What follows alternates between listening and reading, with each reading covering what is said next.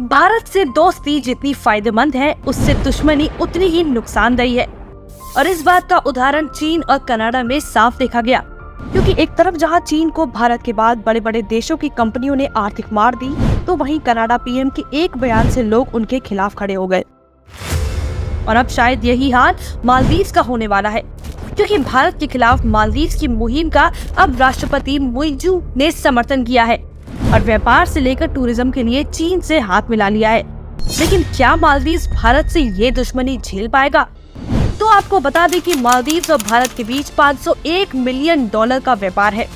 भारत मालदीव का तीसरा सबसे बड़ा ट्रेड पार्टनर है। मालदीव के टूरिज्म में भारत नंबर 1 पर है। अकेले 2023 में 2 लाख से अधिक भारतीय मालदीव घूमने गए थे। भारत मालदीव का सबसे करीबी देश है, इसलिए जब 1988 में तत्कालीन राष्ट्रपति अब्दुल ह्यूम के खिलाफ तख्ता पलट का प्रयास हुआ, तो भारत ने अपनी सेना भेजकर उन्हें सेफ हाउस में पहुंचाया था। सिर्फ यही नहीं, 2014 में जब मालदीव की राजधानी माले में सबसे बड़ा वाटर ट्रीटमेंट प्लांट में आग लग गई थी और 1 लाख लोगों के लिए पीने का पानी नहीं था, तब भारत ने ऑपरेशन नीर के तहत मात्र 12 घंटे में विमान भेजकर 374 टन पानी माले पहुंचाया था। जब पूरी दुनिया महामारी से पीड़ित थी, तब भारत ने स्थिति से निपटने के लिए एक बड़ी मेडिकल टीम भेजी। पल्मोनोलॉजिस्ट, एनेस्थेटिस्ट, चिकित्सक और लैब टेक्नीशियन शामिल थे।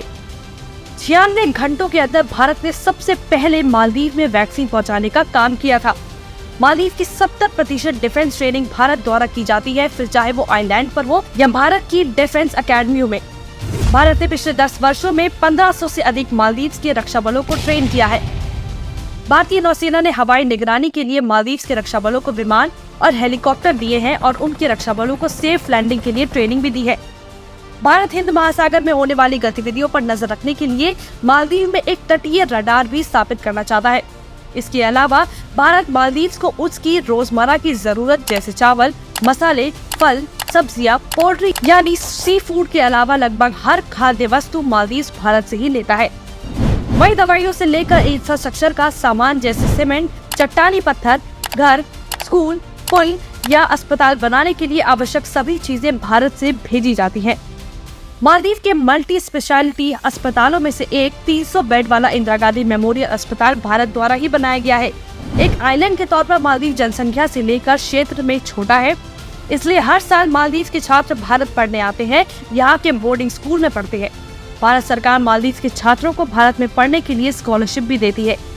यही कारण है कि भारत से दुश्मनी करके मालदीव राष्ट्रपति सिर्फ अपनी ही नहीं, अपने देश के लोगों की भी सुरक्षा से लेकर पढ़ाई और आम जरूरतों से नदारत कर रहे हैं। ये बात मुइज़ू को समझनी होगी कि अगर वो अपने देश का भला चाहते हैं, तो भारत के साथ बनाकर रखने में ही फायदा है।